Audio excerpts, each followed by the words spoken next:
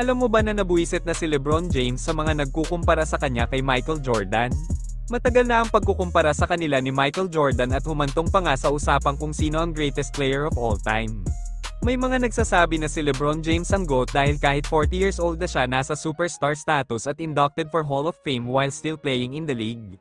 Ang iba naman sinasabi na si Michael Jordan ang GOAT dahil sa kanyang undefeated NBA Finals sa iisang team lamang at idagdag pa rito ang kanyang 10 scoring titles. Kaya nagsalita na si LeBron James sa pagkukumpara sa kanya sa dating NBA player that is not in the league anymore. Yan ang nasabi ni LeBron James at ang tinutukoy niya dyan ay si Michael Jordan. Sa tingin niyo mga boss, bakit nabuwisit si LeBron James sa pagkukumpara sa kanya kay Michael Jordan?